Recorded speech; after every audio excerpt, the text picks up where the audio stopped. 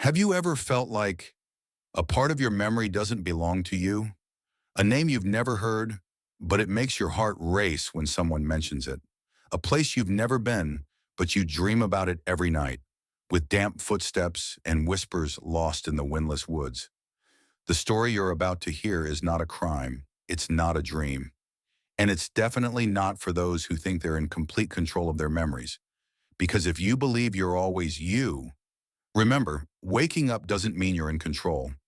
If you're brave enough to face layers of memories that have been erased, replaced, or worse, sent to a temporary memory zone, subscribe to Darkness Tells now, because not everyone realizes in time they're not the real person living. Part 1, The Last Smile, Camera Under the Abyss. Some memories don't come back in memory, they come back in video. And some smiles, they only exist to make you wonder, how could that person smile when death is right behind them? On August 13, 2021, a YouTuber named Liam Ortega, 27, who specializes in hunting for underwater treasures, decided to try his luck at Eastmere Lake, a nearly forgotten place in the Oregon jungle. No one goes swimming there much anymore. The water is cold, dark, muddy, and there are no amenities. But for Liam, it's a chance to dive without being bothered. He brought his usual gear: goggles, snorkel, underwater headlamp, and a chest-mounted GoPro. It all seemed like it was going to lead to another relaxing video on his channel, until he saw an unusual object sinking to the bottom of the lake. A small black mass, broken on one side, buried in the cold mud. Liam dove down cautiously, brushed away the algae, and realized it was a GoPro Hero 6. Old, the case faded, but still intact. And it hadn't been there for more than a few weeks. The moss was as thick as the fingernails of time. He stuffed it into his sealed bag and continued his dive, not knowing that what he had just touched was more than just an electronic device. It was an unburied memory. Back to the dead memory. That night, in a small rented room in the nearby town of Holleridge, Liam plugged the SD card into his computer. He hadn't expected anything more than a few blurry clips, maybe someone slipping into the lake, or some stupid challenge. But when the video file appeared, the first voice sent a chill down his spine. "Cameron, don't swim too far. Take a picture of this." Cameron, a masculine, youthful name, echoed from the sunny lake shore. The screen showed a group of friends. 4 people, 2 men and 2 women, laughing and throwing water balloons. The GoPro was held by the main character himself, a young man in his 20s, wet hair, bright eyes, smiling as if the world was no longer scary. Liam sat up straight, not because of that smile, but because of the light in the video. The sun was about to set. That moment was 2 years ago. The video file had a timestamp: June 27th, 2019. The Last Smile. Liam continued watching the video in silence. Cameron, the one filming, turned the camera towards himself, posing like an amateur vlogger. "Day 3 here. Eastmere Lake is super beautiful. Maybe we'll have a bonfire tonight." The scene blurred, but it was still clear. He was swimming away, filming himself sliding. Then the scream, "Whoa! It's really cool!" A minute passed, then 2. The camera angle tilted to the left. He was swimming, then stopped abruptly. The GoPro didn't turn off, but Cameron didn't speak anymore. The screen shook slightly. A second, then 2, then a noise. "Grow, grow, grow." The water turned dark. The camera angle wobbled, and then a distant scream from the shore. "Cameron! Cameron! Oh my God, someone help!" Then silence, a deep silence. Liam swallowed, backed away from the screen. The 7-minute video ended without anyone coming back to shore. The identity of the deceased. The next day, Liam took the GoPro to the local police station. There, he told the whole story and asked, "Has anyone named Cameron ever been in trouble in this lake?" The receptionist pondered, then quietly pulled out an old file. It was a death notice with the name attached: Cameron Revel, 22 years old, died at Eastmere Lake on the 27th of June, 2019. Missing after swimming to the middle of the lake. Body not found. But that wasn't the most horrifying part. The victim's family, Jonas and Mira Revel, had been told by the police that a GoPro had recorded Cameron's final moments, but it had been lost in transit. They had never seen it. They had never known how their son had smiled before he disappeared. A tearful moment, Liam contacted Mira by email. Just one line of reply. If my son is really in there, I need to see him, just for a second. A week later, in the small living room in the suburb of Willow Hill, the video played. Liam didn't dare look up at them, but he heard it. A sob, a hand gripping the armrest of the chair. Mira's voice, as if calling her son in a dream. You, still smile. No one said anything for 7 minutes, and when the video stopped, Mr. Jonas put his hand on Liam's shoulder. You just gave us back a part of the memory we thought was lost forever. No one could do that. But something no one noticed. Before ending the meeting, Liam asked something that still haunted him. In the video, why is the GoPro still filming underwater? It's constantly drifting, like someone's holding it. Mira hesitated, then sighed. Cameron used to have a habit. Every time he swam, he would tie the camera to his wrist with a spring. Liam was silent. So that meant, until the very end, the camera was still in Cameron's hand. But no one found the body. No one found anything. Only the GoPro, quietly emerging after 2 years. The curse from the lake? Some locals say that people drowned in Eastmere Lake in the 1980s, but the bodies never surfaced. They believe the lake holds people if they die in fear. Cameron's story only adds to the myth because a camera can survive 2 years in cold water, thick mud, moss, and still record sound and images. The final blow that will make you shiver. That night, Liam returned to the motel. Before going to sleep, he played the video again, out of an inexplicable habit. This time, he slowed down at the end. At 6:37, when the GoPro wobbled for the last time, the camera panned across the lake shore, and for just 0.5 seconds, he saw a blurry figure standing on the shore, staring at the camera. It was not Cameron's friend. No one was wearing a white shirt, and no one was there that day, according to the witness in the file. Liam turned off the camera, looked out the hotel window. It was dark outside, but he thought something had just pulled its head back behind the curtain. There are smiles that warm your heart, and there are smiles that make you never sleep again. Because Cameron Revel's last smile was not for the living. Part 2, The Forest. No one returns from. The call from between the trees. In the deep woods, there are sounds that should not be heard because sometimes they don't just call, they wait. And if you answer, will you still be the same person when you leave? As a child, Kai Delgado often went camping with his father in Greywater Forest, a desolate, damp area of forest near the Oregon-Canada border. There was no cell phone signal, no city lights, just the sound of the wind in the leaves and the smell of moss rotting deep in the ground. Kai's father was a storyteller. On nights spent camping by the fire, he often told stories about the man behind the trees, a ghostly white figure that the natives called the faceless human spirit. No one had ever seen its face clearly. Only one thing is certain. If you hear it calling your name in the woods, you run and don't look back. Kai grew up studying biology, believing that everything his father told him was just local legend. But one afternoon in October 2022, he learned some legends are kept because they're true. GoPro on a dog, and the sound doesn't belong here. Kai has always loved exploring and recording experiences. That day, he and his husky named Nova decided to go into the deepest part of Greywater, a place where no human had been seen for 5 years. He attached a small GoPro to Nova's back, hoping to capture some unique shots from the dog's perspective. The two set off into the woods at 2 p.m. The sun was shining, the wind was blowing gently through the dense trees. At first, everything was normal. Nova ran around, chased squirrels, dug in the dirt. But after about an hour, the forest began to grow too quiet. No more birds, no more falling branches.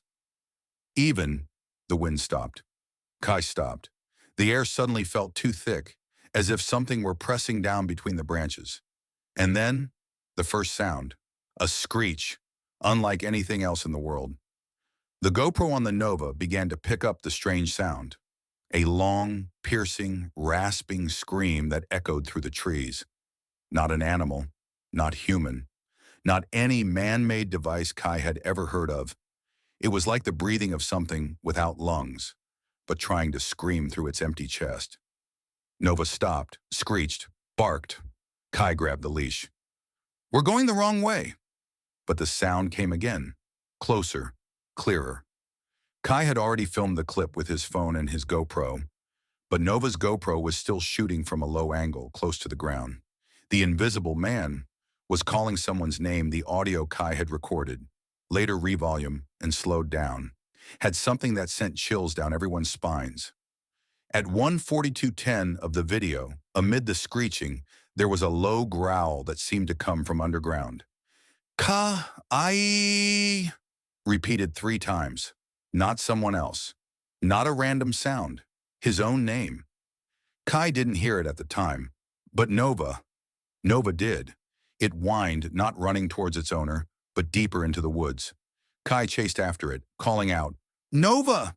Nova, come back!" But as if hypnotized, the dog followed the invisible call.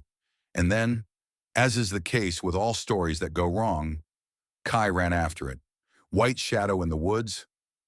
Either imagination or something not to see. Fast forward to Nova's GoPro clip at 1:43:303. The camera shakes as it runs through the trees. In a frame lasting just 0.7 seconds, a white shadow, tall, thin, faceless, stands behind a tree trunk about 6 meters away from the camera. Its body is not exactly human, skeletal, but twitching. It turns to face Nova, then disappears behind the next tree trunk. No sound, no footsteps. Kai doesn't find Nova again until 10 minutes later. The dog is standing still, trembling, looking in the opposite direction. No barking, no reaction, just shaking. Questions start to arise after reviewing the footage. Upon his return, Kai shares the video on his channel. Within 2 weeks, the video has reached over 1 million views, and not because of the beauty, but what people hear in the middle, a screech, matches almost perfectly with the ancient Aztec sacrificial horn, called the whistle of death, a sound instrument used in the rituals of sacrificing the living. The sound causes panic in the mind, simulating the sound of the soul being pulled from the flesh. No one can explain why there is such a sound in the middle of Greywater Forest, thousands of kilometers away from the Aztec ruins. The missing forester and the creepy coincidence. A comment pinned below the video said, "My brother, Hunter Callan, went missing while walking in Greywater Forest in 2020. He was 17 years old. He once said he heard something calling his name, then ran away in the middle of the night. No one believed him." A photo was attached. A boy in a white hoodie, messy black hair, tall and thin. Kai was speechless. The white shadow that GoPro captured had a very similar figure. The end is not over. Kai returned to Greywater again, this time more prepared, with a tracking device, a voice recorder, a satellite, and a group of 3 people accompanying him. But the woods no longer make a sound. No more screams. Nothing calls his name. There is only one new thing, a small piece of paper tucked under his windshield wiper. Handwritten, the ink smudged. Nova should have turned back at the first call. Next time you won't have that chance. There are things in the woods that aren't afraid of humans. They just wait for you to answer. And if you ever hear your name on the wind, don't answer. Part 3. The basement behind the wooden floors. A place not for humans to live. Based on Outline 3. Emotions. Overwhelming. Haunting. Mental panic. Rising tension. Creepy open ending. Length approximately 1,800 words. Style darknesstells. Persuasive creepy. Cleverly guided. Have you ever rented a room that was too cheap without thinking? And if so, have you ever wondered, why did the last person leave in silence? In March 2023, Nina Vallon, an art history student, had just moved to the town of Wexford Hollow, Maine. She was in the final stages of her thesis and needed a quiet, cheap private space to work. Late one night, while searching for a place to stay on a local forum, she came across a post with no comments. The title was simple: Furniture-free ground floor studio, $400 a month. Move in now. $400? With the current rental situation? Close to the center? Nina dialed the number without hesitation. The room was too quiet to be unharmed. The landlord was a middle-aged woman named Clara, soft-spoken, but her eyes were always blinking as if she was watching something behind Nina.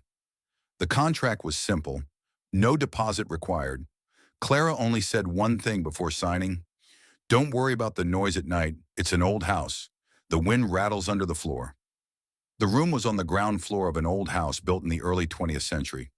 Wooden arches, tiled floors, small windows letting in light through the poplar trees. Nina liked it right away. She moved in the next day. It started with tapping. The first week went by normally, except for the tapping at 3 a.m. At first, she thought it was a mouse. But mice don't tap. In a rhythm of 3 taps, then stop, then repeat, as if someone was sending a signal. The third time she heard it, Nina turned on the light and discovered something unusual. The carpet in the middle of the room was slightly raised, as if there was something underneath. She removed the carpet. Underneath it was a square wooden board, with an old hinged frame and rusty brass handles. The basement wasn't on the floor plan, and of course Nina opened it. Below was a staircase leading down to a dark space. It smelled of mold, metal, and something like old rust, the smell of blood that had dried for a long time. She took the flashlight from her phone and stepped down. There were places that weren't meant to be illuminated, because the light made them visible. In the basement was a stone-floored room with a low ceiling, the walls covered with strange symbols in black charcoal. In the middle of the room was a hexagonal stone pedestal, chest high. The pedestal had a dent like a scratch. On one side was a candlestick with black wax, still showing signs of burning. And on the last wall, an old security camera, silver gray, with a red light on. It was recording. The basement wasn't as abandoned as it seemed. Nina stood frozen. Below her, dust was caked. Cobwebs were everywhere. But the camera was still working. Dust-free, clean. She followed the cable. It was hidden behind loose tiles leading back up to the upper floor. Someone was watching from above. From a place she couldn't see, the trail was hidden but not well. Nina quickly retreated, slamming the floorboards shut, pulling the carpets up as if nothing had happened. She packed up, planning to leave the next morning. But when she checked the phone footage, she discovered a detail that shattered all her self-reassurance intentions. At the end of the video, in a panning frame across the stone pedestal, a hand emerged from the darkness behind a pillar. The hand didn't move, but it was open, face down, as if it was waiting to be called. Searching for the past, in the warning in the archives, Nina called her archivist friend, asking for help finding the address of the house. After 2 hours, her friend sent back, "The house used to belong to a man named Father Ingram, a heretical priest in the 50s. He mysteriously disappeared in 1963. Since then, the house has had at least 7 owners in 30 years. All 7 moved within under 3 months. 3 people, missing without a trace."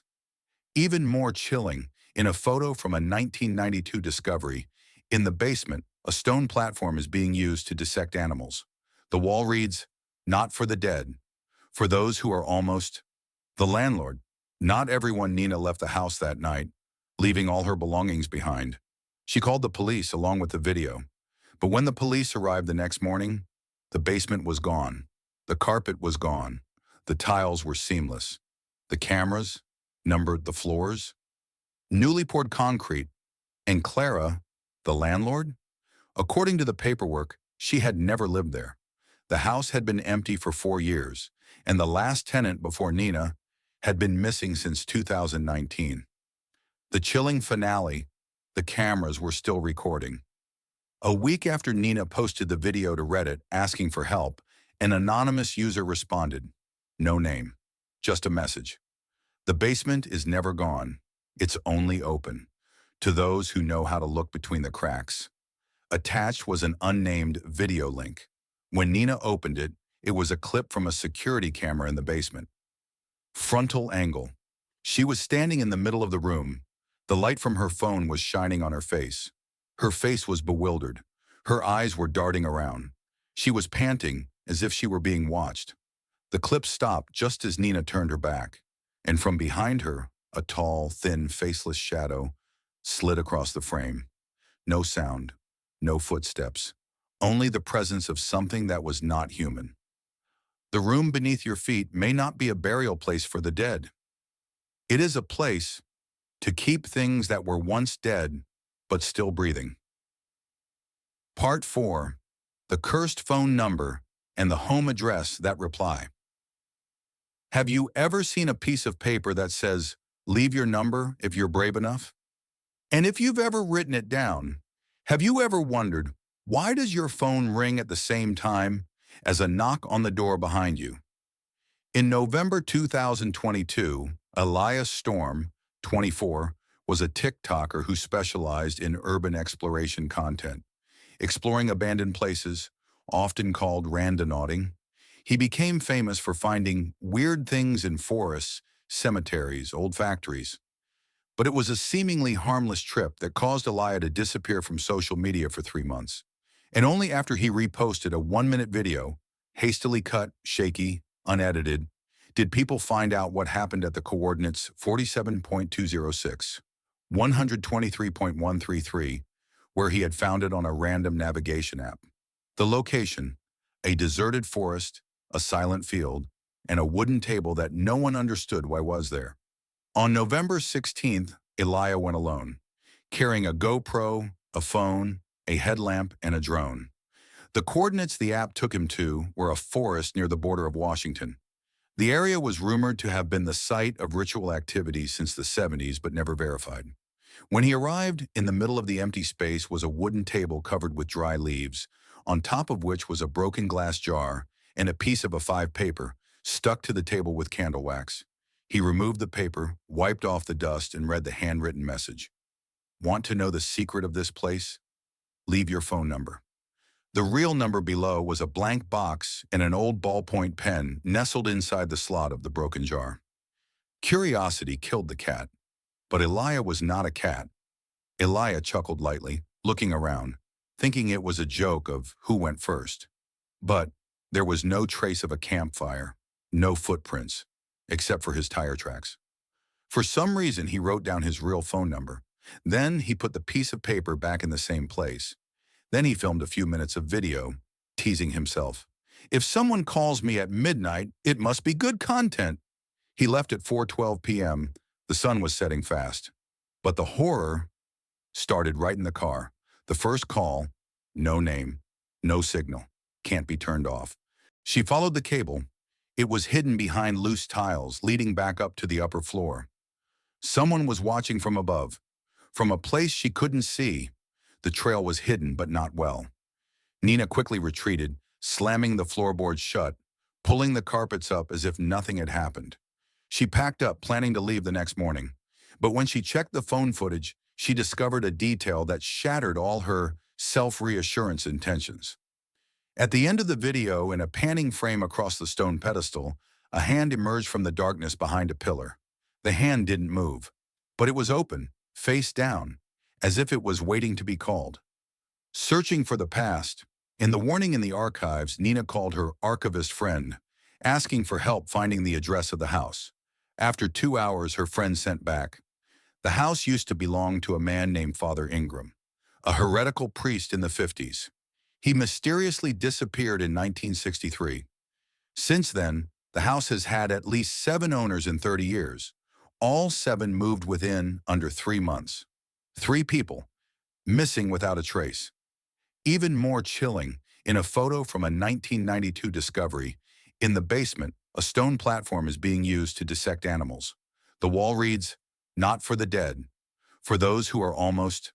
The landlord. Not everyone. Nina left the house that night, leaving all her belongings behind. She called the police along with the video. But when the police arrived the next morning, the basement was gone. The carpet was gone. The tiles were seamless. The cameras numbered the floors. Newly poured concrete. And Clara, the landlord? According to the paperwork, she had never lived there. The house had been empty for 4 years, and the last tenant before Nina had been missing since 2019. The chilling finale, the cameras were still recording. A week after Nina posted the video to Reddit asking for help, an anonymous user responded, "No name, just a message. The basement is never gone. It's only open. To those who know how to look between the cracks." Attached was an unnamed video link. When Nina opened it, it was a clip from a security camera in the basement. Frontal angle. She was standing in the middle of the room. The light from her phone was shining on her face. Her face was bewildered. Her eyes were darting around. She was panting as if she were being watched. The clip stopped just as Nina turned her back, and from behind her, a tall, thin, faceless shadow slid across the frame. No sound, no footsteps, only the presence of something that was not human.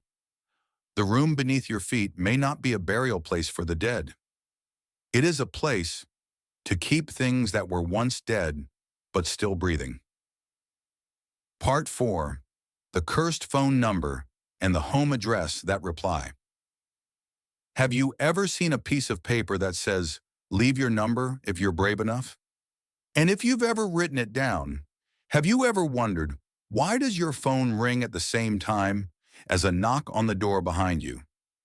In November 2022, Elias Storm, 24, was a TikToker who specialized in urban exploration content, exploring abandoned places, often called randonauting. He became famous for finding weird things in forests, cemeteries, old factories. But it was a seemingly harmless trip that caused Elia to disappear from social media for 3 months. And only after he reposted a 1-minute video, hastily cut, shaky, unedited, did people find out what happened at the coordinates 47.206, 123.133, where he had found it on a random navigation app. The location, a deserted forest, a silent field, and a wooden table that no one understood why was there. On November 16th, Elia went alone, carrying a GoPro, a phone, a headlamp, and a drone. The coordinates the app took him to were a forest near the border of Washington. The area was rumored to have been the site of ritual activities since the 70s, but never verified.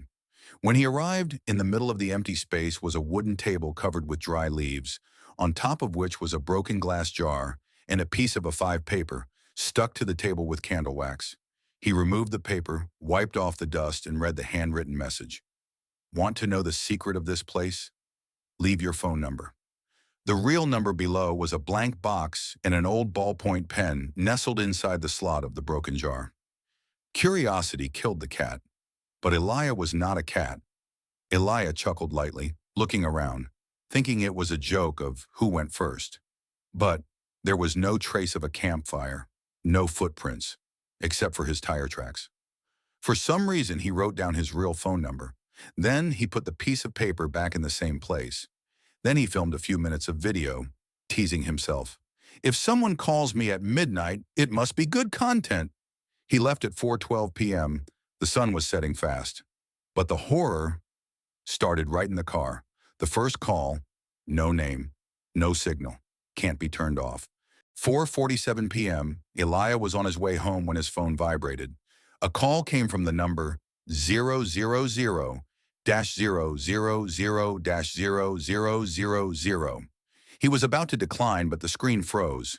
He couldn't swipe to decline, nor could he turn it off. The phone automatically picked up after 3 seconds. There was silence on the other end. But after 7 seconds, a whisper came. "The phone number is the key. The address has been recorded." Then he hung up. The second call, from Elia's own number, 8:22 p.m. That night, when he got back to the apartment, Elia was editing the video when his phone vibrated again. The caller ID was his own, but the phone was right in front of him, not a missed call. This time he didn't answer. But then, the doorbell rang. No one was outside. There was just a small package, handwritten. Video sent. Views start at 3:13 a.m. Inside the package was a micro SD card, the kind used in security cameras. The card in the video couldn't be erased. Elijah plugged the card into his spare laptop. There was only one file inside. The file name was _homeview1.move. He opened it, and the frame that appeared was the corner of his living room, as if it had been shot from the corner of the wall. No one was there, but it was clear a camera had been installed there. And the worst part? The video is 4 minutes and 6 seconds long. In the last 12 seconds, Elijah appears, standing in the middle of the room, sleeping. He holds the phone in his hand and whispers, "The address has been responded to. They are coming. Which camera is filming? Why is the video from the future?" Elijah panics.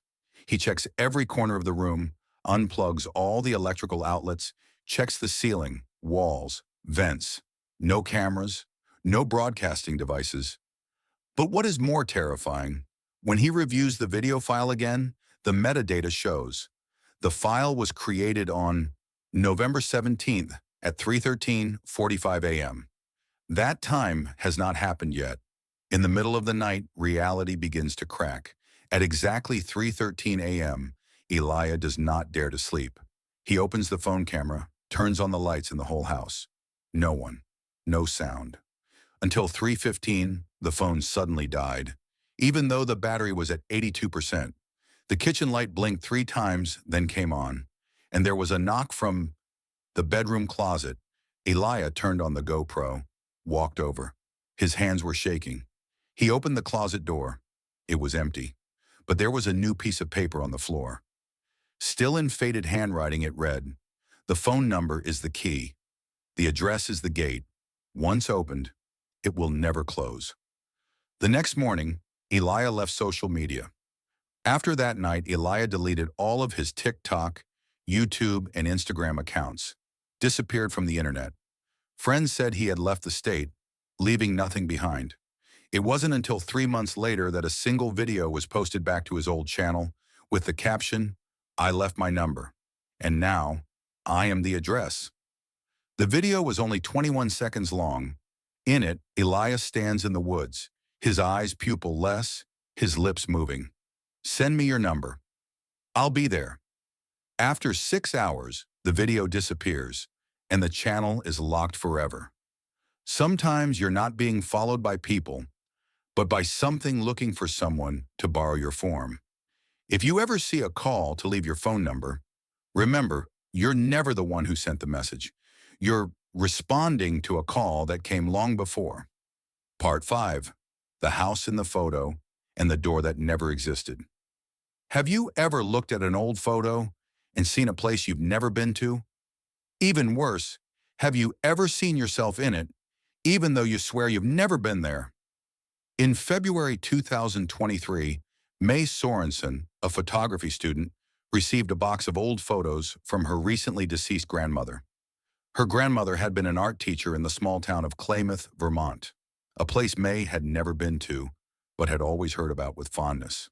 The box contained more than 100 photos, taken with a film camera from the 1960s to the early 2000s. There were classroom photos, photos of fairs, street scenes, and some shots of rural houses, wooden walls, white doors, moss-covered tin roofs. One of them made May stand still for nearly 10 minutes. Photo 47. The house that wasn't real or shouldn't be real. It was a 2-story wooden house with a brown-tiled roof, a long porch, and a gravel floor. And there was a red door on the left side of the house, obscured by the shade of a tree. The door wasn't a front door, nor a back door. It was in the middle of a plain wall, with no steps, no handle. Just a flat door, not even hinges. But what made May shiver was that she felt like she had stood in front of this house before. No one remembered, no one had seen it, but May remembered it clearly. She asked her mother. Her mother said she had never seen it. Asked her grandmother's old neighbors. No one remembered a house like it in Klamath. But May remembered it clearly. In a recurring dream from her childhood, She had run around an old wooden house where the red door in the middle of the wall led nowhere, where the sounds inside didn't match what she saw through the cracks. She didn't know why she remembered it so clearly, but the memory came back to her at the same time as the photo. May heads to Klamath, the real town, and the unreal begins to take shape. She drives more than 8 hours to Klamath, a sleepy, sparsely populated town with almost no one under 50. She takes the photo with her and prints extra copies to ask the locals. They all shake their heads, but when she stops at an old grocery store, the owner, an old man named Wallace, stares at the photo for 30 seconds, then simply says, "You should tear it up. If you still dream about that door, it means it still remembers you." May finds the house. Even though the locals swear it's a vacant lot, Google Maps doesn't help. But the familiar feeling in May's head keeps pulling her in one direction. After 2 days of groping, she comes to an unmarked dirt road in the middle of a sparse forest, about 5 kilometers from Klamath. There, exactly as in the photo, is an old wooden house with a brown roof, a perfect match. The strange thing is, on Google Maps, it's a blank space. No markings, no satellite images, as if it's been erased from the system. Make films, records every detail, then move closer. The red door is still there, still no handle, no hinges, no way up. She touches the door, and the dream returns, but it's no longer a dream. As her hand touches the faded red paint, a sound echoes from inside the door. Not a human voice, not an animal.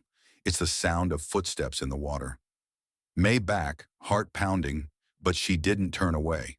She turned back to the GoPro camera on her head, only to find that it had turned itself off. The battery indicator light was still on.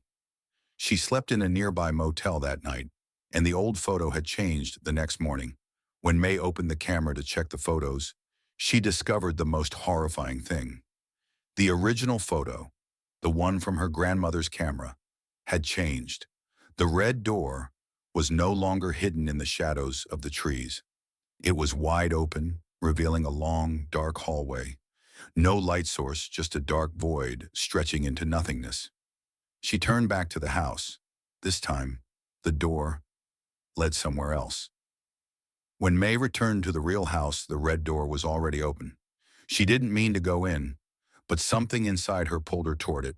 Inside, not a room, not a staircase, but a wooden cellar paved with mud and covered with moss, and in the middle of it was a wall with her original photograph. On the wall, someone had scrawled in black charcoal, "If you see this house in the photo, it means it's remembering the way back to you. If you go in, don't let it know your name." The second photo, May in the photo. The next day, May called her friend, a digital imaging expert, to analyze the original photo. When her friend opened the high-resolution scan, they were both stunned. In the left corner of the photo, in the shade near the second-floor window, there was a female figure, long hair, black hoodie, standing with her back turned. The pose, the figure, the hairstyle. It was May, but the original photo was taken in 1983. It was clearly marked with a Kodak stamp. May's last words and the last photo no one dare keep. A week later, May posted a final blog entry. "I don't remember living in Klamath, but that house, I do, and I'm not sure if I ever dreamed it or lived there." If you have a photo that you don't know who took it, don't look at it too long, because sometimes photos don't capture memories. They recall people who have forgotten.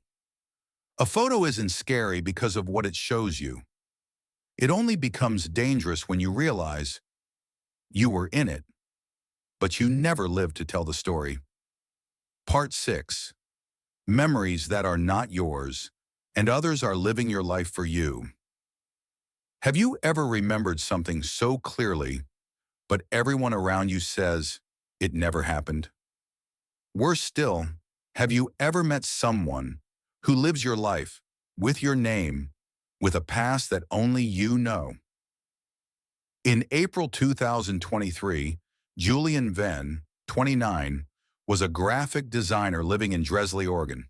He lived a normal life, working remotely, few friends, living in a small third-floor apartment, and spending most of his time with his cat, Kip. Until Julian discovered something, his childhood memories were changing. At first it was small. The name of the elementary school he attended was wrong on his records. A few old friends said they had never met him. But then, things got worse. The undelivered postcard and the address didn't belong to Julian one. Wednesday morning, Julian received a postcard in the mailbox. On the front was a picture of a foggy beach. On the back was a hastily written note. "Everything is being rewritten, Julian. You need it before it completely replaces you." JV double quote. What made Julian shudder was that the last signature was his initials, but he had never written or sent anything like that before. The address was listed, 17 Vesper Hollow. Julian had never heard of that street, but Google Maps pointed straight to a place just 4 blocks away. 17 Wackenasorden, where his life was being relieved. By someone else, Julian arrived at Vesper Hollow that afternoon. The street was narrow, the houses close together, and it was eerily quiet. 17, an old 2-story house with a green roof and a small sign on the front porch that read, "Welcome to the Julian Venn house." Julian was stunned. He had never lived here. But when he got closer, he turned on his phone's camera. It said it was connected to Wi-Fi called Kip Home, his cat's name, the current Wi-Fi name of his apartment. The man in the house, with a face that was uncannily similar to Julian's, he knocked on the door. A man opened it. He was as tall as him, with brown eyes, slightly messy hair, and a face that was as close to Julian's as 2 peas in a pod. The man smiled and asked, "Are you related?" Julian stammered, "I'm Julian Venn." The man stopped smiling. His eyes darkened. "Number, I'm Julian Venn. I've lived here since 1997. He pointed to the living room. On the wall were childhood photos of Julian, with his mother, father, and this man. Julian was unsteady on his feet. Every memory in his head told him he was real. But the physical evidence was against him. Layers of memories are replaced. Julian begins to doubt himself. 3 days after that meeting, Julian finds himself unsure of what is real. The photos on his phone change. Selfies with Kip now show only darkness behind them. Work emails are returned. The company says they don't have an employee named him. His hospital records, his name now says Jonas Vell, born in Iowa, not Oregon. He goes to a psychiatrist. The doctor says he has symptoms of deep identity disorder. But the MRI scans showed that the memory area of his brain was overactive, like it was being overwritten. The person in the mirror, not him. On the night of the 5th day, Julian woke up in the middle of the night with the feeling of someone watching him. He turned on the light. Nothing. But when he looked in the bathroom mirror, he saw that he was wearing a black jacket, when in reality he was wearing a white t-shirt. He touched his face. The face in the mirror was not reflecting properly. The reflection was about 0.5 seconds late, and the right eye of the image was completely blurred. He turned away, but the mirror still held the same image. The person standing there was not him. Julian returned to house number 17, and no one remembered who he was. He returned to Vesper Hollow, but house number 17 had changed the sign. House of Jonas Vell. A man who looked like him answered the door, this time wearing the shirt of the graphics company where Julian used to work. And when Julian shouted, "You took my memories, you're not me," the other man simply said, "I didn't. I was just overwritten. You're a prototype. Your memories are just a copy. This reality can only hold one." And then the door slammed shut. Julian was missing, but someone else was living in his place with an identical past. A week later, Julian's old friends no longer recognized him. His social media accounts were changed to Jonas Vell. All his Facebook photos now tagged the other man. It was said that Julian Venn had never existed, but in a small Reddit forum, an anonymous member posted, "If you ever feel like your memories are loose, like they've been copied, look around, see if there's someone else living your life." Because sometimes reality doesn't erase you right away.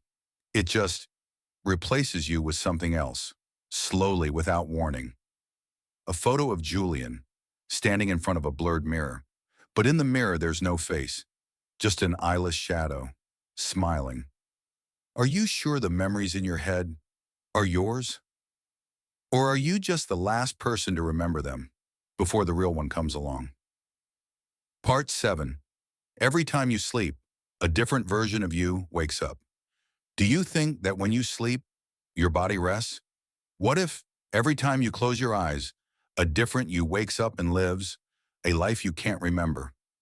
His name is Logan Wren, 31st copywriter, single, has a dog named Milton, or at least that's what he remembered, on the morning of May 5th, 2024. The morning began with a strange key and ended with memories that weren't his own. Logan woke up on the sofa, the first oddity since he never slept there. The second, a strange set of keys on the table, with a plastic tag that read, Room 12B, Bristol Inn, a motel he'd never been to. He walked into the kitchen. The fridge was empty. Odd. He turned on his phone. A text from someone named Ava, which read, I know you weren't you last night, Logan. Don't let him out again next time. Logan didn't know who Ava was. He checked his call log, 6 calls from his phone at 3:14 a.m. He was asleep at that time, wasn't he? Security camera, and himself getting up at 3 a.m. Logan's house has a small security camera on the front door, connected to a phone app. He turns it on. Check the footage from last night. 3 a.m., Logan is sleeping on the sofa. The room lights are dim. 3:07 a.m., his body starts to move, but his eyes are still closed and his face is expressionless. He stands up like a shadow, walks silently to the door, picks up the strange set of keys. Before leaving the frame, he turns his head to look at the camera itself, opens his eyes, and smiles. Every morning after that, it's a different piece of Logan he doesn't recognize. The next day, he wakes up with a bandaged hand. He can't remember why. The next time, he wakes up in an unfamiliar motel room with a reservation receipt under the name Leon Wren. They're the same, but not exactly. An old friend called him in the middle of the night. Why did you text me 8 times at 4 a.m., all in reverse, and tell me not to trust the original? What the hell is going on? Logan looked at his phone. No messages had been sent, but when he went to voice memos, he found a recording from 3:55 a.m.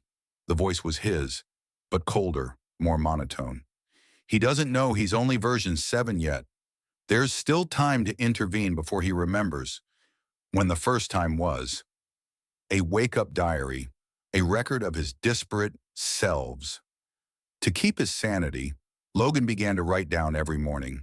Strange injuries, strange smells on his body, unsaved phone numbers, bus tickets to places he'd never been. Gradually, he realized every night a different Logan was activated. Some people write extremely well. Some people destroy things in their homes. One time he woke up to find a portrait of a woman cut in half hanging on the wall. No one else was in the house. No outside cameras caught the stranger, just him, or an other him. A warning from the mirror and a sign of aversion in progress kill the rest. One night, Logan attached a camera to the bathroom mirror, the place where he felt most disturbed every morning. The next morning's clip recorded, 3:29 a.m. He sat in front of the mirror, holding a pen and writing on the glass. Version 3 has been deleted. Version 4 resistance. Version 1. Awake. He didn't remember writing it, but the handwriting was his. Along with it, he found a diagram of the brain, marking each area with colors, with lines like, Memory storage area 2008 is closed. Remembering the Greer Lake accident is not allowed. If 01 wakes up, everything must disappear. Last sleep, and Logan no longer wakes up as himself. On May 17th, Logan sent his friend his final message. If I'm not me anymore, you have to remind me of Milton, his dog, the only detail that was never replaced. He went to bed that night. The cameras recorded. No one came in, no one came out. But the next morning, the neighbors called the police because his window was covered from the inside with a scrawled message. Original version has been sent. The one who is awake now is the one. Logan no longer contacted anyone. Social media was deleted. The email was an automated response. The recipient is no longer functioning as a separate entity. The final report, a video that no one dared to release a week later, his best friend received a package in the mail. Inside is a USB. The file name. I am still in here. If you're watching this, stop him. The video shows Logan recording himself in front of a mirror. I am the first version. I thought I was the only one, but it turns out I was just the background. Something is programmed to replace me, piece by piece, piece by piece. I think it's a memory experiment, or worse, a process of embodiment. And when I sleep, I dream that I will wake up, but somewhere else, a place, without me. The end of the video fades out, leaving only a whisper. If you feel like you're becoming different after you sleep, maybe you're not you anymore. You're just the next person to wake up after you're gone. Be careful with your sleep. Not because you're sleepwalking, but because you might not be the last one to wake up. Part 8, the memory area, where the replaced are still alive based on outline. 8, emotions, struggle for survival, trapped in oblivion, despair, blurry memory, the eye left behind, whispers from deep within consciousness. Length approximately 1,800 words. Style darkness. Tells dark, metaphysical, psychological drama, and inner horror. Memories don't go away. They just get pushed away. And if you wait long enough, the forgotten will find a way to rise again. Have you ever woken up and felt like a part of you had been cut off? Not physically, but consciously. A vague feeling, as if a piece of yourself had been wrapped up, hidden, thrown away in a dark room in your mind. The memory aura. An unacknowledged recording and a familiar voice from within. In June 2024, neurologist Dr. Elise Vonner, while studying fragmented sleep, picked up a strange signal from a patient with multiple personality disorder. When the audio was analyzed, the signal was decoded as a clear voice. No noise, no microphone. Just one sentence over and over again. We are still here. No one is truly erased. We remember everything, and we are awakening. The voice sounded exactly like the sleeping patient, a project erased from the archives and selves frozen in other people's memories. Elise investigated further and discovered an old neuroscience project that existed in the 80s called Store-E, Storage of External Ego, storing fragments of memories and ego in the extracortical electromagnetic structures of the brain. Every time a person forgets a part of their memory or is replaced by a new personality, the old self is not erased. Instead, it is forced into a temporary memory bank, a kind of limbo space between existence and nothingness. It is there, where the replaced selves are still waiting to be remembered. Logan, the character from the previous part, is not gone. He is just locked away.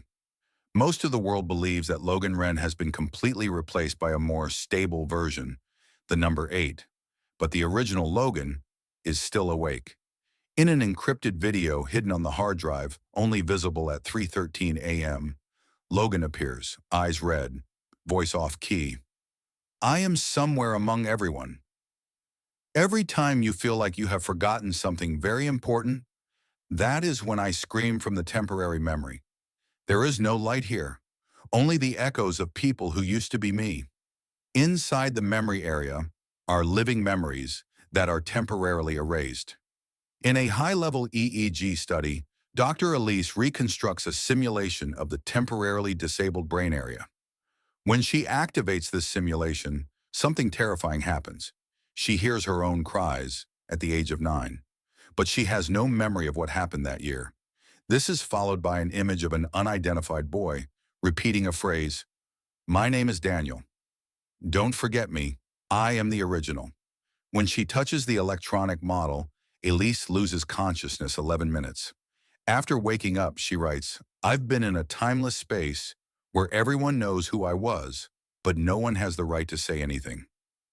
It's a remember zone, Not an imagination. It's a place where all the erased selves are stored. The living become reservoirs, and someone inside you is trying to come back. Dr. Elise puts forward a shocking hypothesis. The human brain can store more than 7 full personalities, but only one is allowed to control the body at a time. The remaining selves are pushed into a remote memory zone where they cannot act, can only observe. But once the main subject weakens, when you are tired, desperate, have prolonged insomnia, another selves will rise from the darkness. Not a bad person, just the one who used to be you, and now is reclaiming existence. A murder no one committed, recorded by a replaced person. In September 2024, Maine police investigate a strange murder. The victim is the owner of the house, but there is no sign of forced entry. The house camera records. The victim enters the room, but at the same time, an identical person comes out of the bedroom, approaches, and kills them. Both are the same person. The police have no explanation, but on the victim's recorder, there is a final recording. If anyone hears this, find the cash. I didn't do it. I was just the first one to be left out, and I'm back. A warning from the forgotten, and the only way to avoid being replaced, Elise, before she disappeared, left a note. If you feel like there are holes in your memory, don't try to fill them. Let that void live, because if you try to replace it, you will accidentally create a second person. Memories are not something to be cleaned. Every time you forget, you are leaving someone behind. The temporary memory is not a concept. It is a space. And there, the selves that were left out are still banging on the door to come back. Are you sure you are the one who woke up this morning? Part 9. When you realize you are someone else's memory, and that person is about to wake up. What if you are not a living person, but just a memory, a fragment of the mind that is being stored by someone else? And worse, what if that person is waking up and you have no right to exist anymore? My name is Elias, or I think so. I'm 28. Live alone. Write in my diary every night. I remember everything. The paint color of my apartment, my habit of washing my hands 3 times before bed, the time I fell at school when I was 9 and cut the left side of my forehead. I have all my memories, all my emotions. I even remember pain, love, and loneliness. There's just one thing. I'm not sure anymore. Do I really exist? It all started with memories that didn't match the world around me. I remember the elementary school I went to was Winchester Lane Elementary, and the logo was a red owl. But when I Googled it, there was no such school. Everyone said there was only one school in the area where I grew up, with a different name, and it never had a red logo. I remember my mother's name was Angela, and she had silver hair and wore a necklace with a purple stone. But in old photos, that woman never appeared. And all the hospital records said I was raised by my biological father, a man I had no memory of. I went to see a neurologist and found out something even more horrifying. Dr. Nellis is a specialist in dissociative memory. After hearing my story, he ran a test. He showed me 20 images. Half were real, half were fakes, but linked to assumed memories that others had told me. I recognized all 10 of the fakes because I remembered them exactly, but I didn't recognize the 10 real ones. Places where I was supposed to have lived, where I had studied. At that point, Mr. Nellis said only one sentence. Maybe you are not a living person, but a memory created to fill in the blanks. A real person is slowly waking up, and you are just a temporary version, Elias. I tried to prove myself, but everything was against me. I went to the bank. My account was no longer in my name. I went back to my apartment. The key card was disabled. I went to work. My colleagues did not recognize me. The name Elias Gray had never existed in the company records. I went to an old friend's house, knocked on the door. She opened it and said, Elias, who are you? I dreamed about that name, but it was a character in a novel I had unfinished 3 years ago. Are you real? In the mirror, I saw someone else slowly emerging behind me. I looked at myself every morning, but my eyes were no longer the right color. One night, I looked in the mirror and saw another face blurred by the reflection, approaching. I turned around. No one was behind me, but in the mirror, the person was still there. On the mirror, in the mist, appeared the words, "Thank you for saving my seat. It's time for me to come back." I found a hidden recording in my brain, a voice that wasn't mine, but was warming my body. I went to a high-end EEG, electroencephalogram, scanning center, begging them to try consciousness retrieval. When charged, they activated the deep electromagnetic layer. The device filtered out a sound somewhere between the delta and gamma waves. It was someone else's voice, but it was about me. I am the subject. Elias is just a mask for my soft landing. Emotions, habits, dreams, all are buffers of memories. When I am ready, I will take back my body, and Elias will have nothing to hold on to. I knew I had no time, and I began to resist. I stopped sleeping, stopped thinking, stopped believing in any of the feelings in my head. I wrote in my diary every hour to keep myself from drifting off. But the more I tried, the more I felt myself being pulled back. One morning I woke up to find the whole room had changed color. There was no image of me, no diary, no evidence that I had ever existed. There was only one handwritten note left on the table in a completely unfamiliar handwriting. "Thank you, Elias, for helping me recover. You are not a false memory. You are a necessary memory. But now you need to sleep and don't wake up. And if you're still listening to this very end, we just want to ask you one thing. Are you still sure that you're the one who started watching this video? Or have you changed somewhere between the vague lines, between the familiar faces that suddenly change, between the dreams that are no longer your own?" Because this is not simply a horror story. This is a warning. A clone doesn't need an umbilical cord. It doesn't need a body to live. It just needs a small hole in your memory. A moment when you can't remember yesterday's breakfast. A moment when you feel, "Why am I here?" That's all it takes. And it starts to creep in. And when it's strong enough, you'll be the one pushed out. You see, this seemingly familiar life is actually not safe. Not because there are ghosts, because inside you, there are other versions of yourself waiting for a chance to come back. The lesson of today's story is not in the blood, the surveillance cameras, or the strange messages. It is in the truth that memory is the only thing that keeps us ourselves. Once the memory is manipulated, you are no longer you. And if you leave it alone, ignore the small cracks in your memory, sooner or later someone will come out from inside you and lock the door. So, from now on, doubt yourself. Write down what you remember. Check the small details. Don't ignore the recurring dreams or the moments when you suddenly see your face in the mirror. Strangely creepy. And if one day you hear a whisper in your head, "Thank you for saving the seat," then it may be too late to fight back. Are you still here? If you are, leave a like to show that you are still in control of this body. Subscribe to Darkness Tells now, before the next part is no longer for you. And share this video with someone you trust, so that if you disappear, at least someone will know you were real. Thanks for going to the end of your memory.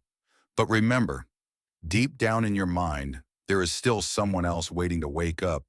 Good luck the next time you wake up.